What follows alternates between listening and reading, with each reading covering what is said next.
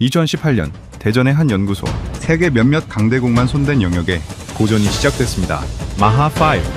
소리보다 5배 빠른 속도, 태풍 속에서 촛불 하나를 지키는 것보다 어렵다고 했습니다. 2024년 6월 그 도전의 결과가 나왔습니다. 마하6. 목표를 뛰어넘은 숫자. 이 기술을 가진 나라는 세계에 단 3곳뿐이었습니다. 한국은 그 좁은 문을 뚫을 수 있을까요? 지금부터 그 전말을 공개합니다. 새벽 2시 대전 국방과학연구소 지하시험동에는 불이 꺼지지 않고 있었습니다. 형광등 불빛 아래 제 손끝은 계측장비 케이블을 만지작거리고 있었습니다. 서동철입니다. 미사일 추진기관을 연구한 지 16회째. 이런 밤샘 시험은 익숙할 법도 한데 그날따라 유독 손이 차가웠습니다. 시험동 한가운데에는 길이 2m 남짓한 시험비행체가 거치대 위에 고정돼 있었습니다. 은빛 동체 표면에는 특수 내열 코팅이 입혀져 있었고 그 아래로 복잡하게 얽힌 배관과 센서 케이블이 빼곡히 연결돼 있었습니다. 저는 그 앞에 서서 오늘 아침 있을 연소 시험 절차를 다시 한번 머릿속으로 되짚었습니다. 동철 선배님, 압력계 수치 확인해주세요. 후배 연구원의 목소리가 들려왔습니다. 저는 계기판을 향해 몸을 돌렸습니다. 바늘이 미세하게 떨리고 있었고 저는 그 떨림 하나하나를 눈으로 쫓았습니다. 연료 공급 라인의 압력, 냉각수 온도, 점화 타이밍까지 어느 것 하나 소홀히 할 수 없는 숫자들이었습니다. 시험 비행체 옆에는 작은 명패가 붙어 있었습니다. 하이코어. 이 이름을 붙인 게 벌써 몇 해 전이었는지 손가락으로 꼽아봤습니다. 2018년 제가 이 프로젝트에 처음 합류했을 때만 해도 이 비행체는 그저 도면 위에 선 몇 개에 불과했습니다. 마하 5 이상의 속도로 그것도 안정적으로 연소를 유지하는 엔진이라니 처음엔 저조차도 반신반의했습니다. 이중 램제트. 속도가 빨라지면 램제트 엔진이 스스로 스크램제트 엔진으로 전환되는 구조. 이론적으로는 간단해 보였지만 실제로 구현하는 과정은 전혀 달랐습니다. 음속의 6배로 비행하며 공기를 빨아들여 연소를 유지한다는 건 마치 태풍 한가운데서 촛불 하나를 꺼뜨리지 않고 지키는 일과 다름없었습니다. 저는 손목시계를 확인했습니다. 새벽 2시 반. 오전 시험까지는 아직 6시간이 남아 있었습니다. 하지만 저는 자리를 뜨지 못했습니다. 지난 몇 해간 반복된 실패들이 머릿속을 스쳐 지나갔기 때문입니다. 연소실 내부의 이상 진동, 예상보다 빠르게 상승하던 표면 온도, 그리고 몇 번이고 되풀이됐던 설계 도면 수정. 이번엔 다를 겁니다. 후배가 제 옆으로 다가와 조용히 말했습니다. 저는 그 말에 고개를 끄덕였지만 속으로는 스스로에게 몇 번이나 되묻고 있었습니다. 정말 이번엔 다를 수 있을까요? 시험동 천장의 환기구에서 낮은 기계음이 울려 퍼졌습니다. 저는 다시 시험 비행체를 바라봤습니다. 은빛 동체가 형광등 불빛을 받아 차갑게 빛나고 있었습니다. 그 안에는 지난 여러 해 동안 저와 동료들이 쏟아부은 시간과 숱한 밤의 좌절이 고스란히 응축돼 있었습니다. 문득 오늘 아침 집을 나서기 전 딸아이가 했던 말이 떠올랐습니다. 아빠, 오늘도 늦어요? 저는 그 물음에 제대로 답하지 못한 채 집을 나섰습니다. 가족에게 설명할 수 없는 일. 그것이 이 연구소에서 일하는 사람들이 공통으로 짊어진 무게였죠. 저는 다시 계기판으로 시선을 돌렸습니다. 압력 수치가 서서히 안정 구간에 들어서고 있었습니다. 후배가 옆에서 노트북 화면을 들여다보며 데이터를 하나씩 점검하고 있었고 저는 그 화면 너머로 오늘 시험이 이번 프로젝트의 향방을 가를 수도 있다는 무거운 예감을 떨치지 못했습니다. 그런데 바로 그 순간 온도 센서 하나에서 예상치 못한 이상 신호가 깜빡이기 시작했습니다. 저는 반사적으로 계기판 앞으로 몸을 숙였습니다. 후배도 놀란 표정으로 노트북 화면을 응시하고 있었습니다. 연소실 후방부 온도가 순간적으로 튀었습니다. 후배의 목소리가 살짝 떨렸습니다. 저는 숫자를 확인했습니다. 짧은 순간이었지만 예상 범위를 넘어서는 수치가 찍혀 있었죠. 다행히 곧바로 정상 범위로 돌아왔지만 저는 그 몇 초의 이상 신호가 마음에 걸려 쉽게 넘길 수 없었습니다. 센서 오작동일 수도 있어요. 후배가 조심스레 말했습니다. 저는 고개를 끄덕이면서도 화면 속 그래프를 몇 번이고 다시 돌려봤습니다. 16년 동안 이 일을 해오면서 이런 사소해 보이는 신호가 나중에 큰 문제로 이어지는 경우를 여러 번 겪었기 때문입니다. 저는 의자에 등을 기대고 잠시 눈을 감았습니다. 그리고 문득 이 프로젝트를 처음 맡았던 날의 기억이 떠올랐습니다. 2018년 겨울, 팀장님이 저를 따로 불러 이렇게 말했습니다. 이건 우리나라가 아직 아무도 성공하지 못한 영역입니다. 실패를 두려워하면 시작도 못합니다. 그 말이 그날 이후로 제 안에 깊이 새겨졌습니다. 극초음속 미사일. 마하 5 이상의 속도로 날아가는 무기 체계는 세계 몇몇 강대국만이 손댈 수 있는 영역이었습니다. 러시아의 지르콘, 미국의 하켐, 중국의 YJ-19, 이들 나라는 이미 수십 년간 쌓아온 항공우주 기술을 바탕으로 이 영역에 뛰어들었습니다. 반면 우리는 자체 개발 경험이 많지 않은 상태에서 처음부터 모든 걸 쌓아 올려야 했습니다. 선배님, 그래서 이번 프로젝트가 성공하면 어떤 의미가 있는 겁니까? 언젠가 후배가 물었던 질문이 떠올랐습니다. 저는 그때 이렇게 답했습니다. 단순히 빠른 미사일 하나를 갖는 게 아닙니다. 우리 스스로 설계하고 우리 손으로 만든 기술로 세계 몇 안 되는 나라의 반열에 오르는 일입니다. 그 대답을 하면서도 저 스스로 그 무게를 온전히 느끼고 있었는지는 확신할 수 없었습니다. 저는 눈을 뜨고 다시 화면을 바라봤습니다. 이상 신호는 사라졌지만 마음속 불안은 쉽게 가시지 않았습니다. 이런 불안정한 순간들이 쌓이고 쌓여서 결국 프로젝트 전체의 성패를 가르는 법이니까요. 오전 시험 예정대로 진행할까요? 후배가 조심스레 물었습니다. 저는 잠시 망설이다가 고개를 끄덕였습니다. 네, 진행하죠. 다만 온도 데이터는 계속 예의주시해야 합니다. 시험동 밖으로 나가는 짧은 순간, 저는 하늘을 올려다봤습니다. 아직 어두운 새벽 하늘에 별 몇 개가 희미하게 떠 있었습니다. 저는 그 별빛을 바라보며 생각했습니다. 이 프로젝트가 성공한다면 언젠가 이 하늘 위로 우리가 만든 비행체가 마하 6의 속도로 날아오르겠구나 하고요. 다시 안으로 들어서자 실험동 전체에 팽팽한 긴장감이 감돌고 있었습니다. 동료 연구원들이 하나둘 자리를 잡기 시작했고 저는 제 자리로 돌아가 마지막 점검 목록을 다시 확인했습니다. 손끝이 여전히 차가웠지만 그 안에는 두려움과 함께 묘한 기대감도 섞여 있었습니다. 그리고 그때 연구소장이 예고 없이 시험동 안으로 들어섰습니다. 시험동에 있던 연구원들이 하나둘 자세를 고쳐 세웠고 저도 반사적으로 자리에서 일어났습니다. 소장님의 표정은 평소보다 훨씬 굳어 있었습니다. 서동철 박사, 잠깐 얘기 좀 하죠. 소장님이 낮은 목소리로 저를 불렀습니다. 저는 후배에게 눈짓을 하고 소장님을 따라 시험동 옆 작은 회의실로 들어갔습니다. 문이 닫히는 소리가 유난히 크게 들렸습니다. 오늘 시험 얼마나 자신 있습니까? 소장님이 단도직입적으로 물었습니다. 저는 잠시 머뭇거렸습니다. 방금 전 온도 센서에서 감지된 이상 신호가 머릿속을 스쳤기 때문입니다. 기술적으로는 준비가 됐다고 생각합니다.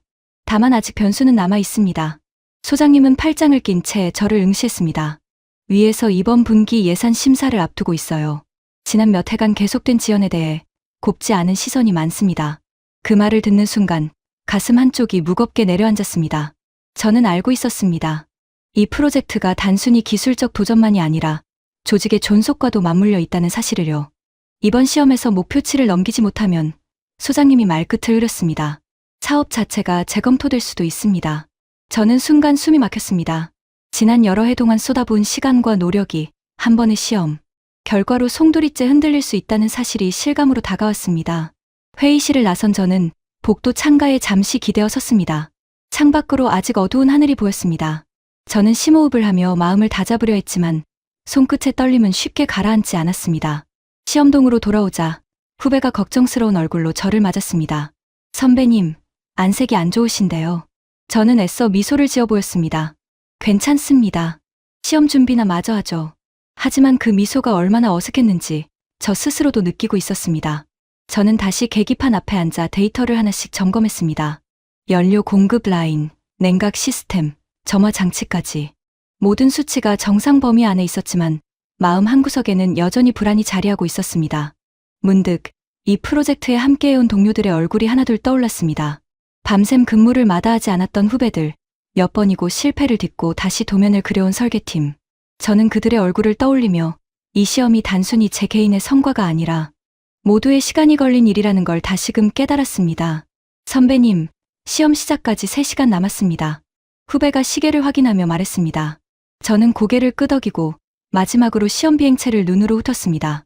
은빛 동체가 형광등 불빛 아래 고요히 놓여 있었습니다. 그리고 그 순간 시험동 출입문 너머로 예상치 못한 손님이 들어서고 있었습니다. 방호복 차림의 낯선 남자 2명이 소장님과 함께 시험동 안으로 걸어 들어왔습니다. 저는 눈을 가늘게 뜨고 그쪽을 바라봤습니다. 처음 보는 얼굴들이었습니다. 서 박사님, 국방부에서 나오신 감독관님들입니다. 소장님이 저를 향해 소개했습니다. 저는 순간 심장이 덜컥 내려앉는 걸 느꼈습니다. 사전에 통보받지 못한 방문이었기 때문입니다. 감독관 한 명이 저를 향해 손을 내밀며 말했습니다. 오늘 시험 예정대로 진행되는 게 맞습니까? 네, 맞습니다. 저는 애써 침착하게 대답했습니다. 하지만 목소리 끝이 미세하게 흔들리고 있었습니다. 감독관은 서류철을 펼치며 말을 이었습니다. 이번 시험 결과에 따라 사업 지속 여부에 대한 상부 보고가 이뤄질 예정입니다. 참관하도록 하겠습니다. 저는 그 말을 듣는 순간 어깨 위로 무거운 것이 얹히는 기분이었습니다. 단순히 기술적 시험이 아니라 이제는 프로젝트 전체의 운명이 걸린 자리가 돼버린 셈이었습니다. 후배가 제 옆으로 다가와 낮은 목소리로 물었습니다. 선배님, 괜찮으시겠어요? 저는 고개를 끄덕였지만 손끝은 여전히 차가웠습니다. 감독관들은 시험동 한쪽에 마련된 참관석에 자리를 잡았습니다. 저는 그들의 시선을 등 뒤로 느끼며 다시 계기판 앞에 앉았습니다. 평소라면 아무렇지 않게 확인했을 숫자들이 그날따라 유난히 무겁게 다가왔습니다. 연료 주입 준비 완료했습니다. 후배가 보고했습니다. 저는 고개를 끄덕이며 손목 시계를 확인했습니다. 시험 개시까지 2시간 남아 있었습니다. 저는 숨을 깊이 들이쉬며 지난 여러 해간의 실패와 좌절을 머릿속에서 하나씩 지워내려 애썼습니다. 문득 소장님이 아까 회의실에서 했던 말이 다시 떠올랐습니다. 이번 시험에서 목표치를 넘기지 못하면 사업 자체가 재검토될 수도 있습니다. 그 문장이 머릿속에서 계속 맴돌았습니다. 저는 눈을 감고 처음 이 프로젝트에 합류했을 때의 마음을 다시 떠올리려 했습니다. 선배님, 후배가 조심스레 저를 불렀습니다. 저희가 지금까지 쌓아온 데이터 절대 헛되지 않을 거예요. 그 말에 저는 눈을 뜨고 후배를 바라봤습니다. 후배의 눈빛에는 저와 같은 불안이 담겨 있었지만 동시에 흔들리지 않는 확신도 엿보였습니다. 저는 자리에서 일어나 시험 비행체 쪽으로 걸어갔습니다. 은빛 동체를 손끝으로 가만히 쓸어봤습니다. 차가운 금속의 감촉이 손끝에 전해졌습니다. 저는 그 순간 이 비행체가 단순한 기계가 아니라 우리 모두의 시간과 신념이 응축된 결정체라는 걸 다시금 실감했습니다. 감독관 한 명이 자리에서 일어나 저희 쪽으로 다가왔습니다. 준비가 다 되셨으면 시작하시죠. 그의 목소리에는 조금의 여지도 남아있지 않았습니다. 준비가 다 되셨으면 시작하시죠. 감독관의 목소리에는 조금의 여지도 남아있지 않았습니다. 저는 고개를 끄덕였지만 마음속에서는 여전히 갈등이 일고 있었습니다. 저는 후배를 조용히 불러 옆으로 데려갔습니다. 아까 그 온도 이상 신호, 다시 한번 점검해봐야 할 것 같습니다. 후배가 놀란 눈으로 저를 바라봤습니다. 지금 다시 점검하면 시험 일정이 늦어질 텐데요. 감독관들도 와 있는 상황이고요. 저는 잠시 말을 잇지 못했습니다. 예정대로 진행하자니 방금 전 감지된 이상 신호가 마음에 걸렸고 다시 점검하자니 이미 참관석에 앉아 있는 감독관들의 시선이 부담스러웠습니다. 두 가지 선택 사이에서 저는 좀처럼 마음을 정하지 못했습니다. 선배님 판단에 맡기겠습니다. 후배가 낮은 목소리로 말했습니다. 저는 계기판으로 다시 시선을 돌렸습니다. 온도 그래프를 몇 번이고 되짚어봤습니다. 이상 신호는 아주 짧은 순간이었고 이후로는 정상 범위를 유지하고 있었습니다. 통계적으로는 무시해도 될 만한 오차일 수도 있었습니다. 하지만 저는 알고 있었습니다. 지난 여러 해 동안 이런 사소한 신호 하나를 무시했다가 큰 실패로 이어졌던 경험이 한두 번이 아니었다는 걸요. 연소실 내벽의 미세한 균열, 예상치 못한 부품의 피로도 문제, 그 모든 것들이 처음엔 하찮은 신호로 시작됐습니다. 저는 시계를 확인했습니다. 시험 개시까지 1시간 반 남아 있었습니다. 지금 재점검을 시작하면 최소 1시간은 걸릴 터였습니다. 감독관들이 참관석에서 서류를 넘기며 저희 쪽을 흘낏거리는 게 느껴졌습니다. 동철 박사님, 소장님이 다가와 낮게 물었습니다. 무슨 문제라도 있습니까? 저는 잠시 망설이다가 솔직하게 털어놓기로 했습니다. 아까 연소실 후방부 온도에서 짧은 이상 신호가 있었습니다. 큰 문제는 아닐 수 있지만 확실히 짚고 넘어가고 싶습니다. 소장님의 표정이 순간 굳어졌습니다. 지금 시점에서 재점검을 하면 예정된 일정이 흔들립니다. 감독관들 앞에서 그런 모습을 보이는 게 우리에게 유리할지 모르겠군요. 그 말에 저는 다시 한번 갈등했습니다. 조직의 입장과 엔지니어로서의 원칙이 팽팽하게 부딪히고 있었습니다. 저는 눈을 감고 짧게 숨을 골랐습니다. 그리고 마침내 입을 열었습니다. 죄송하지만 확인하지 않고 넘어가면 나중에 더 큰 대가를 치를 수도 있습니다. 제 목소리는 낮았지만 흔들림이 없었습니다. 소장님은 한참 동안 저를 바라보다가 마침내 짧게 고개를 끄덕였습니다. 그럼 서둘러 주세요. 저는 그 대답을 듣는 순간 어깨의 긴장이 조금 풀리는 걸 느꼈습니다. 동시에 이제는 정말 시간과의 싸움이 시작됐다는 걸 직감했습니다. 저는 후배들을 불러 모았습니다. 연소실 후방부 온도 센서 배선부터 다시 확인해 봅시다. 제 목소리에는 더 이상 망설임이 남아있지 않았습니다. 후배들도 그 결기를 느꼈는지 곧바로 각자의 자리로 흩어져 움직이기 시작했습니다. 저는 직접 시험 비행체 후방으로 다가가 점검용 패널을 조심스레 열었습니다. 손끝으로 배선을 하나하나 짚어가며 혹시 모를 접촉 불량이나 단선 흔적을 찾았습니다. 시간이 촉박했지만 손은 오히려 평소보다 침착하게 움직였습니다. 선배님, 여기 좀 보세요. 후배 한 명이 저를 불렀습니다. 그가 가리킨 곳에는 센서 케이블 피복이 미세하게 벗겨진 부분이 있었습니다. 육안으로는 거의 알아채기 힘들 정도로 작은 흠집이었지만 고온 환경에서는 충분히 오작동을 일으킬 수 있는 결함이었습니다. 저는 순간 안도와 긴장이 동시에 밀려오는 걸 느꼈습니다. 문제의 원인을 찾았다는 안도감, 그리고 이걸 제때 교체하지 못하면 시험 자체가 무산될 수 있다는 긴장감이었습니다. 예비 부품 있습니까? 제가 묻자 후배가 곧바로 부품함을 뒤지기 시작했습니다. 다행히 여분이 있습니다. 후배의 대답에 저는 짧게 숨을 내쉬었습니다. 저희는 곧바로 배선 교체 작업에 들어갔습니다. 좁은 공간 안에서 손가락 끝의 감각에 의지해 미세한 부품을 다뤄야 했기에 작업은 예상보다 더디게 진행됐습니다. 참관석에 앉아있던 감독관 한 명이 자리에서 일어나 다가왔습니다. 얼마나 더 걸립니까? 그의 목소리에는 초조함이 묻어 있었습니다. 저는 손을 멈추지 않은 채 대답했습니다. 30분 정도면 충분합니다. 감독관은 팔짱을 낀 채 저희의 작업을 지켜보기 시작했습니다. 이마에 땀이 맺히는 게 느껴졌습니다. 좁은 점검구 안으로 몸을 반쯤 밀어넣은 채 저는 마지막 배선을 연결했습니다. 손끝이 미세하게 떨렸지만 그 떨림은 더 이상 두려움에서 오는 것이 아니었습니다. 집중력이 극에 달했을 때 나타나는 긴장감에 가까웠습니다. 연결 완료했습니다. 저는 점검구에서 몸을 빼내며 말했습니다. 후배가 곧바로 계기판을 확인했습니다. 온도 센서 정상 작동 확인했습니다. 그 말을 듣는 순간 저는 참았던 숨을 길게 내쉬었습니다. 소장님이 제 옆으로 다가와 낮게 물었습니다. 이제 시작할 수 있겠습니까? 저는 시험 비행체를 다시 한번 바라봤습니다. 은빛 동체가 조명 아래 고요히 자리하고 있었습니다. 저는 고개를 끄덕이며 대답했습니다. 네, 준비됐습니다. 감독관들이 참관석으로 돌아가 자리를 잡았습니다. 저는 관제실로 이동해 카운트다운을 위한 최종 점검 목록을 펼쳤습니다.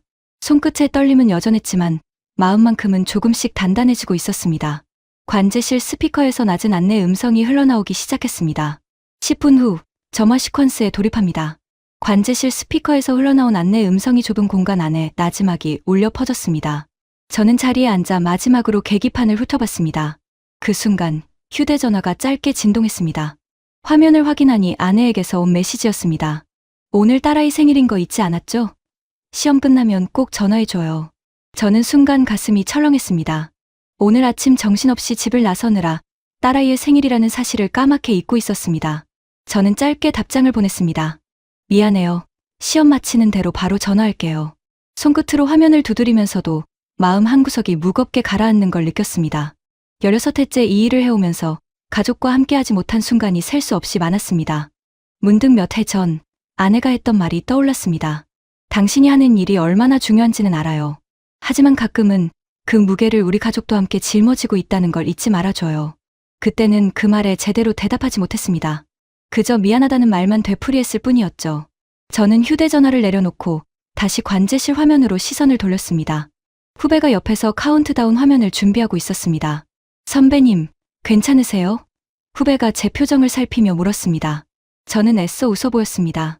괜찮습니다. 오늘 시험만 잘 끝나면 얼른 집에 전화부터 할 겁니다. 관제실 한쪽 벽면에는 그동안 진행된 시험 기록이 붙어 있었습니다. 실패했던 날짜와 원인이 빼곡히 적힌 종이들이었습니다. 저는 그 종이들을 바라보며 이 프로젝트에 쏟아부은 시간이 비단 저 혼자만의 것이 아니라는 걸 다시 한번 실감했습니다. 감독관 한 명이 관제실 안으로 들어와 자리를 잡았습니다. 시험 절차 다시 한번 설명해 주시겠습니까? 저는 침착하게 답했습니다. 점화 이후 초기 5초간 연소 안정성을 확인하고 이후 속도와 고도, 변화를 실시간으로 추적할 예정입니다. 설명을 마친 저는 다시 계기판으로 시선을 돌렸습니다. 화면 한쪽에는 그동안 쌓아온 데이터 그래프가 떠 있었습니다. 실패를 거듭할 때마다 조금씩 개선되어 온 수치들이 오늘 이 순간을 향해 쌓여온 것처럼 느껴졌습니다. 5분 전입니다. 관제실 스피커가 다시 울렸습니다. 저는 손끝으로 책상을 가볍게 두드리며 숨을 골랐습니다. 딸아이의 웃는 얼굴이 잠시 머릿속을 스쳤습니다. 저는 조용히 마음속으로 되뇌었습니다. 오늘 이 시험이 끝나면 반드시 딸에게 좋은 소식을 전해주겠다고요. 관제실 안의 공기가 점점 팽팽해지고 있었습니다. 후배들은 각자의 모니터 앞에서 손끝을 대기시킨 채 미동도 하지 않았습니다. 저는 마지막으로 심호흡을 하고 점화 스위치 앞에 손을 올렸습니다. 그리고 관제실 스피커에서 카운트다운이 시작됐습니다. 숫자가 하나씩 줄어들기 시작했습니다.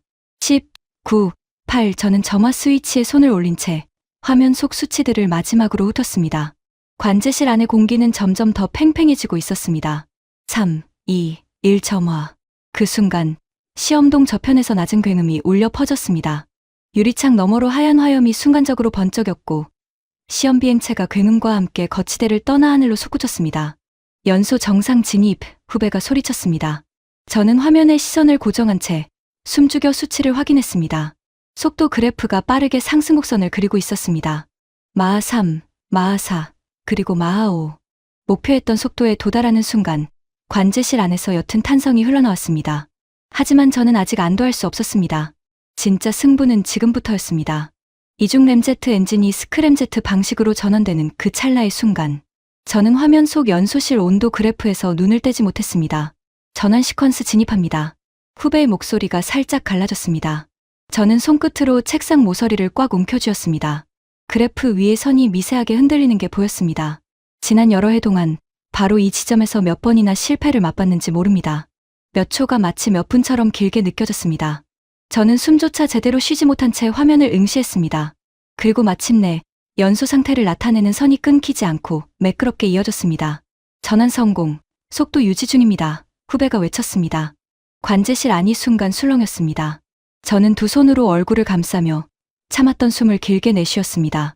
눈시울이 뜨거워지는 걸 느꼈지만 애써 눈을 크게 뜨고 화면을 다시 바라봤습니다. 마하 6 돌파, 누군가 소리쳤습니다. 관제실 안에 짧은 환호가 터져나왔습니다. 저는 그 소리를 들으며 지난 여러 해간의 밤샘과 실패, 좌절이 한꺼번에 밀려오는 걸 느꼈습니다.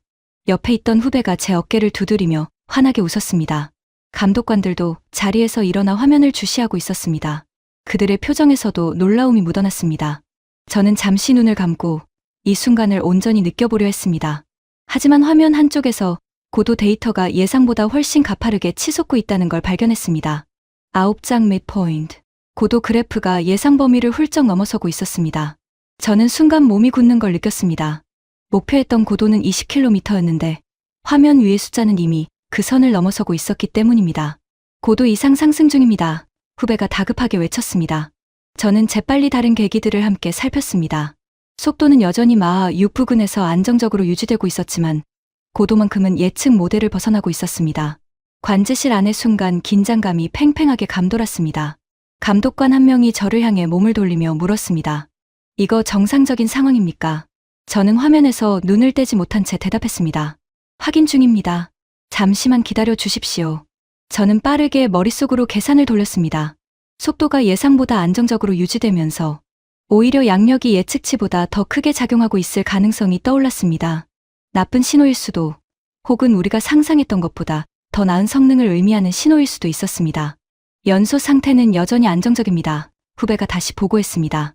저는 그 말을 듣고서야 조금 숨을 돌릴 수 있었습니다. 고도는 예상을 넘어섰지만 정작 가장 우려했던 연소 불안정 문제는 나타나지 않고 있었습니다. 이대로 계속 지켜보겠습니다. 저는 감독관을 향해 또렷하게 말했습니다. 목소리에는 처음의 불안 대신 조금씩 확신이 실리기 시작했습니다. 화면 속 고도 수치는 23km를 지나고 있었고 여전히 완만하게 상승하는 중이었습니다. 문득 이 상황이 실패가 아니라 오히려 우리가 상상했던 것보다 더 큰 성과일 수 있다는 생각이 스쳤습니다. 저는 옆에 있던 후배를 바라봤습니다. 후배의 눈에도 같은 깨달음이 스치고 있는 게 보였습니다. 선배님, 이거 목표치를 넘어선 거 아닙니까? 후배가 떨리는 목소리로 물었습니다. 저는 차마 바로 대답하지 못하고 화면 속 수치를 다시 한번 확인했습니다. 손끝이 가늘게 떨렸지만 이번엔 두려움이 아니라 벅찬 감정에서 오는 떨림이었습니다. 관제실 안에 있던 모두의 시선이 화면에 고정돼 있었습니다. 저는 잠시 눈을 감고 지난 여러 해간의 시간을 떠올렸습니다. 실패했던 밤들, 흔들렸던 순간들, 그 모든 시간이 지금 이 화면 위의 숫자 하나로 이어지고 있었습니다. 그리고 그때 연소 종료를 알리는 신호와 함께 관제실 스피커에서 예상치 못한 안내 음성이 흘러나왔습니다. 연소 자연 종료. 궤도 이탈로 낙하 시퀀스 진입합니다. 스피커에서 흘러나온 안내 음성에 관제실 안은 순간 정적에 휩싸였습니다. 저는 화면 한쪽에 표시된 최종 궤적 그래프를 뚫어지게 바라봤습니다. 착수 예상 지점, 계산 완료했습니다. 후배가 좌표를 확인하며 보고했습니다. 저는 고개를 끄덕이며 회수팀에 무전을 넣었습니다. 지금 바로 출발해 주십시오. 비행체 잔해 회수가 최우선입니다. 관제실 안에는 잠시 안도의 분위기가 감돌았지만 저는 아직 마음을 놓을 수 없었습니다. 진짜 데이터 분석은 이제부터 시작이었기 때문입니다. 목표를 초과한 고도, 안정적으로 유지된 연소. 좋은 신호처럼 보였지만 예측을 벗어난 수치는 언제나 새로운 의문을 남기는 법이었습니다. 감독관 한 명이 저에게 다가와 악수를 청했습니다. 축하드립니다. 대단한 성과입니다. 저는 그 손을 맞잡으면서도 완전히 마음을 놓지 못했습니다. 감사합니다. 다만 정밀 분석까지 마쳐야 확실한 결론을 내릴 수 있을 것 같습니다. 그날 오후 저는 회수된 비행체의 센서 데이터를 하나씩 분석하기 시작했습니다. 예상보다 훨씬 방대한 양의 자료였습니다. 저는 동료들과 함께 밤늦도록 그래프를 들여다보며 고도가 예측치를 넘어선 원인을 찾아나갔습니다. 양력 개수 계산에 오차가 있었던 것 같습니다. 설계팀 동료가 조심스레 의견을 냈습니다. 저는 그 말을 들으며 안도와 동시에 새로운 걱정이 밀려오는 걸 느꼈습니다. 예측 모델의 오차는 다음 단계인 가변식 공기읍 입구 개발에서 반드시 바로잡아야 할 문제였기 때문입니다. 그때 소장님이 심각한 표정으로 관제실 문을 열고 들어왔습니다. 서 박사, 잠깐 나와 보시겠습니까? 저는 심상치 않은 기운을 느끼며 자리에서 일어났습니다. 복도로 나서자 소장님이 낮은 목소리로 말했습니다. 방금 상부에서 연락이 왔습니다. 오늘 시험 관련 정보가 일부 언론에 흘러들어간 정황이 포착됐다고 합니다. 저는 순간 걸음을 멈췄습니다. 흘러들어갔다는 게 어느 정도까지 말씀이신지. 소장님의 표정이 한층 더 어두워졌습니다. 정확한 경위는 아직 파악 중입니다. 다만 이 사업이 극비로 진행되어 온 만큼 파장이 작지 않을 겁니다. 저는 가슴 한쪽이 서늘하게 가라앉는 걸 느꼈습니다. 방금 전까지만 해도 벅찼던 성취감이 순식간에 불안으로 뒤바뀌고 있었습니다. 저는 소장님의 말을 곱씹으며 관제실로 돌아왔습니다. 후배들은 여전히 데이터 분석에 몰두하고 있었지만 저는 그 풍경이 이상하게 낯설게 느껴졌습니다. 방금 전까지 함께 나눴던 기쁨이 순식간에 다른 무게로 짓눌리고 있었습니다. 휴대전화가 짧게 진동했습니다. 화면을 확인하니 낯선 번호였습니다. 서동철 박사님 되시죠? 방위산업 전문 매체 기자입니다. 오늘 있었던 극초음속 시험 관련해서 몇 가지 여쭤보고 싶습니다. 저는 순간 말문이 막혔습니다. 이 프로젝트는 철저히 극비로 진행되어 온 사업이었으니까요. 죄송하지만 답변 드릴 수 있는 부분이 아닙니다. 저는 최대한 침착하게 전화를 끊었습니다. 하지만 손끝은 이미 떨리고 있었습니다. 어떻게 이 정보가 외부로 새어나갔는지 짐작조차 할 수 없었습니다. 그날 오후 저는 다시 소장실로 불려갔습니다. 이번엔 국방부 관계자들까지 자리하고 있었습니다. 회의실 안의 분위기는 오전과는 완전히 달랐습니다. 서 박사님, 오늘 시험과 관련한 세부 수치 일부가 외부에 노출된 정황이 있습니다. 관계자 한 명이 딱딱한 어조로 말했습니다. 저는 그런 정보를 외부에 전달한 적이 없습니다. 저는 목소리에 힘을 실어 말했습니다. 하지만 회의실 안의 시선은 이미 저를 의심하는 듯 보였습니다. 저는 그 눈빛들 앞에서 몇 시간 전 느꼈던 벅찬 성취감이 얼마나 허무하게 무너질 수 있는지를 실감했습니다. 보안 절차 전반에 대한 재검토가 불가피할 것 같습니다. 다른 관계자가 덧붙였습니다. 그 과정에서 프로젝트 진행 일정도 잠정 중단될 수 있습니다. 그 말을 듣는 순간 저는 숨이 턱 막히는 걸 느꼈습니다. 오늘의 성공이 오히려 프로젝트 전체를 멈추게 만드는 계기가 될 수도 있다는 뜻이었습니다. 회의를 마치고 나온 저는 복도 벽에 등을 기댄 채 한참을 서 있었습니다. 다리에 힘이 풀리는 기분이었습니다. 오늘 새벽부터 지금까지 감정의 진폭이 너무 컸습니다. 두려움에서 확신으로, 그리고 다시 의심과 불안으로. 휴대전화가 다시 울렸습니다. 이번엔 아내였습니다. 여보, 오늘 딸 생일인데 언제쯤 올 수 있어요? 그 목소리를 듣는 순간 저는 참았던 감정이 한꺼번에 밀려오는 걸 느꼈습니다. 미안해요. 오늘 좀 늦을 것 같아요. 회사에 문제가 좀 생겨서요. 제 목소리가 미세하게 갈라졌습니다. 전화를 끊고 나서 저는 텅 빈 복도에 홀로 서 있었습니다. 오늘 시험의 성공이 저에게는 지금껏 느껴보지 못한 성취감을 안겨줬습니다. 하지만 그 성취감은 채 몇 시간도 지나지 않아 의심과 불신 속에 파묻히고 있었습니다. 저는 창밖을 바라봤습니다. 이미 어두워진 하늘 아래 연구소 건물들의 불빛만이 하나둘 켜져 있었습니다. 저는 그 풍경을 바라보며 생각했습니다. 우리가 그토록 애써 이뤄낸 성과가 결국 아무도 알아주지 않는 의심 속에서 조용히 묻혀버리는 건 아닐까 하고요. 그 순간 후배에게서 다급한 문자 한 통이 도착했습니다.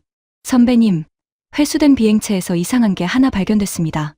문자를 확인한 저는 곧바로 시험동으로 발걸음을 옮겼습니다. 머릿속이 복잡했지만 일단 확인이 먼저였습니다. 시험동에 도착하자 후배가 회수된 비행체 잔해 앞에서 저를 기다리고 있었습니다. 여기 동체 하부에 낯선 각인이 있습니다. 후배가 가리킨 부분을 살펴보니 제조 과정에서 남겨진 것으로 보이는 작은 표식이 있었습니다. 저는 잠시 살펴본 뒤 낮게 한숨을 내쉬었습니다. 이건 그냥 검사 공정 흔적입니다. 걱정할 문제는 아니에요. 후배는 안도한 표정을 지었지만 저는 오히려 마음이 더 무거워졌습니다. 별것 아닌 흔적 하나에도 이렇게 예민해질 만큼 오늘 하루가 저를 완전히 지치게 만들었다는 걸 깨달았기 때문입니다. 저는 텅 빈 시험동에 홀로 남았습니다. 은빛 동체의 잔해가 조명 아래 놓여 있었습니다. 몇 시간 전만 해도 하늘을 가르며 마하 6의 속도로 날아올랐던 그 비행체가 지금은 그저 차가운 금속 덩어리로 되돌아와 있었습니다. 저는 의자에 털썩 주저앉았습니다. 손으로 얼굴을 감싸며 오늘 하루 있었던 모든 일을 곱씹어 봤습니다. 새벽의 이상 신호, 감독관들의 방문, 극적인 성공, 그리고 뒤이은 언론 유출 의혹까지. 감정이 너무 급격하게 오르내려서 이제는 무엇이 진짜 성취이고 무엇이 위기인지조차 헷갈릴 지경이었습니다. 문득 이 프로젝트를 시작했을 때의 초심이 떠올랐습니다. 2018년 아무도 성공을 장담하지 못했던 그 시절. 저는 그저 우리 손으로 무언가를 만들어내고 싶다는 마음 하나로 이 일에 뛰어들었습니다. 그런데 지금 성공을 눈앞에 두고도 이렇게 흔들리고 있다는 사실이 서글프게 느껴졌습니다. 휴대전화를 꺼내 딸아이의 사진을 들여다봤습니다. 작년 생일에 찍은 사진 속에서 딸아이는 환하게 웃고 있었습니다. 저는 그 사진을 오래도록 바라보다가 낮은 목소리로 혼잣말을 했습니다. 아빠가 오늘도 또 약속을 못 지켰네. 그때 시험동 문이 조용히 열리며 소장님이 들어왔습니다. 저는 애써 자세를 고쳐 앉았지만 소장님은 제 얼굴을 보자마자 무언가를 눈치챈 듯 했습니다. 많이 힘들죠, 오늘. 소장님의 목소리는 오전과 달리 한결 누그러져 있었습니다. 솔직히 모르겠습니다. 저는 처음으로 속마음을 그대로 드러냈습니다. 우리가 해낸 일이 맞는 건지 아니면 이제 와서 모든 게 무너지는 건지. 소장님은 잠시 말없이 저를 바라보다가 낮은 목소리로 말했습니다. 언론 유출건 조사해보니 우리 내부가 아니라 외부 감독기관 쪽 실수였다는 정황이 나왔습니다. 저는 순간 고개를 들었습니다. 소장님이 말을 이었습니다. 다만 이미 벌어진 일이니 이제부터는 우리가 이걸 어떻게 수습하고 이어갈지가 중요합니다. 그 말을 듣는 순간 저는 무너져 있던 마음. 한 구석에서 아주 작은 불씨 하나가 다시 피어오르는 걸 느꼈습니다. 소장님의 말을 들은 저는 오랫동안 눌러왔던 숨을 길게 내쉬었습니다. 그럼 이제 저희는 어떻게 해야 할까요? 제 목소리에는 아직 완전히 가시지 않은 불안이 섞여 있었지만 동시에 다시 일어설 힘도 함께 실려 있었습니다. 내일 아침 상부에 정식으로 보고할 계획입니다. 소장님이 말했습니다. 오늘 시험 결과와 함께 유출 경위에 대한 조사 결과도 함께 전달할 겁니다. 서 박사님이 직접 기술적 성과를 설명해 주셔야 할 것 같습니다. 저는 고개를 끄덕였습니다. 이번엔 망설임 없이 대답했습니다. 제가 하겠습니다. 그날 밤 저는 시험동에 남아 밤새 자료를 정리했습니다. 마하 6 돌파, 목표 고도 초과, 안정적인 연소 유지 시간까지 숫자 하나하나를 다시 검토하며 이 성과가 결코 우연이 아니라는 걸 스스로에게 다시 확인시켰습니다. 다음 날 아침 저는 국방부 회의실로 향했습니다. 문을 열고 들어서자 어제와는 비교할 수 없을 만큼 많은 인원이 자리하고 있었습니다. 저는 심호흡을 하고 준비한 자료를 화면에 띄웠습니다. 어제 진행된 시험에서 저희는 목표 속도인 마하 5를 초과해 마하 6을 기록했습니다. 저는 또렷한 목소리로 설명을 시작했습니다. 동시에 목표 고도였던 20km를 넘어 23km까지 상승했으며 연소 안정성 또한 예상보다 우수한 결과를 보였습니다. 회의실 안이 술렁였습니다. 누군가 손을 들고 물었습니다. 고도 초과분에 대한 원인은 파악됐습니까? 저는 침착하게 답했습니다. 양력 개수 계산의 미세한 오차로 확인됐으며 이는 다음 단계인 가변식 공기읍 입구 개발에서 바로잡을 예정입니다. 한 관계자가 팔짱을 낀 채 물었습니다. 언론 유출건은 사업 신뢰도에 큰 타격을 줄 수 있는 사안입니다. 저는 그 말에 고개를 끄덕이며 답했습니다. 유출 경위는 외부 기관의 실수로 확인됐습니다. 다만 그 부분과 별개로 저희 연구팀의 기술적 성과는 명확한 수치로 증명됐다고 생각합니다. 회의실 안에 잠시 침묵이 흘렀습니다. 저는 그 침묵을 견디며 스크린에 띄운 그래프를 가리켰습니다. 이 프로젝트는 지난 여러 해간 실패를 거듭하면서도 포기하지 않았던 팀원들의 노력으로 여기까지 왔습니다. 저는 이 성과가 온전히 평가받아야 한다고 생각합니다. 마침내 회의를 주재하던 고위 관계자가 입을 열었습니다. 알겠습니다.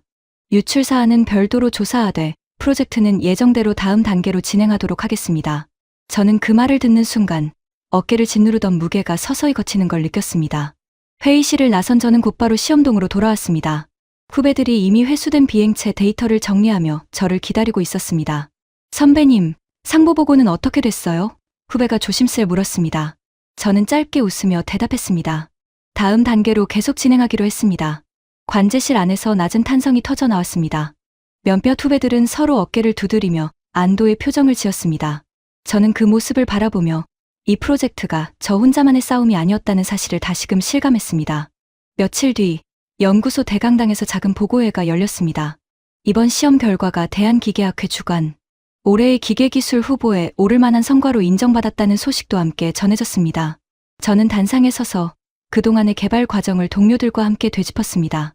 이중 램제트 엔진의 자동 전환 기술, 그리고 목표를 초과한 고도와 속도까지 저는 화면 속 그래프를 가리키며 설명을 이어갔습니다. 이 성과는 저 혼자만의 것이 아닙니다. 여기 계신 모든 분들이 함께 만들어낸 결과입니다. 강당 안에서 박수 소리가 터져 나왔습니다.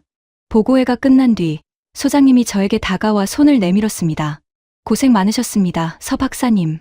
저는 그 손을 맞잡으며 대답했습니다. 저 혼자였다면 절대 여기까지 오지 못했을 겁니다. 소장님은 옅은 미소를 지으며 고개를 끄덕였습니다. 그날 오후 후배 한 명이 노트북 화면을 들고 제 자리로 뛰어왔습니다. 선배님, 이것 좀 보세요. 화면에는 해외 방산 전문 매체의 기사가 떠 있었습니다. 한국의 극초음속 비행체 시험 사진과 함께 차세대 전략 무기가 구체적인 궤도에 올라섰다는 평가가 실려 있었습니다. 저는 그 기사를 천천히 읽어 내려갔습니다. 몇 해 전만 해도 해외에서는 한국의 극초음속 기술을 그리 진지하게 다루지 않았습니다. 저는 화면을 바라보며 지난 시간의 무게가 조금씩 형태를 갖춰가고 있다는 걸 느꼈습니다. 선배님, 이제 다음 목표는 뭡니까? 후배가 물었습니다. 저는 잠시 생각에 잠겼다가 대답했습니다. 가변식 공기흡 입구입니다. 이번엔 예측 모델의 오차부터 바로잡아야겠죠. 후배가 고개를 끄덕이며 웃었습니다. 그럼 또 몇 해는 밤샘이겠네요. 저는 웃으며 자리에서 일어나 창가로 걸어갔습니다. 연구소 부지 너머로 노을이 붉게 번지고 있었습니다. 저는 그 하늘을 바라보며 생각했습니다. 오늘의 성과는 끝이 아니라 다음 단계로 넘어가는 하나의 관문일 뿐이라고요. 책상 위에는 이번 시험에서 얻은 데이터가 정리된 파일이 놓여 있었습니다. 저는 그것을 손에 들고 다시 실험동으로 발걸음을 옮겼습니다. 그 안에는 이미 다음 단계를 위한 새로운 도면들이 저를 기다리고 있었습니다. 새벽 2시, 실험동은 며칠 전 그날처럼 여전히 불이 꺼지지 않고 있었습니다. 다만 이번엔 거치대 위에 놓인 게 다른 시험체였습니다. 가변식 공기흡 입구 시제품, 다음 단계를 향한 새로운 도전이 그 앞에 놓여 있었습니다. 저는 계기판 앞에 앉아 낯익은 손놀림으로 압력 수치를 확인했습니다. 후배 몇 명이 제 곁을 지키며 각자의 자리에서 데이터를 점검하고 있었습니다. 며칠 전 있었던 시험의 흔적은 이제 벽면 기록지 한 장으로 남아 새로운 도전 옆에 나란히 붙어 있었습니다. 선배님, 오늘은 좀 다르네요. 후배가 웃으며 말했습니다. 저는 고개를 갸웃했습니다. 뭐가요? 손이 안 떨리시잖아요. 저는 제 손을 내려다봤습니다. 정말이었습니다. 늘 차갑게 굳어있던 손끝이 오늘은 이상하리만치 편안했습니다. 저는 시험 비행체의 은빛 동체를 손끝으로 가만히 쓸어봤습니다.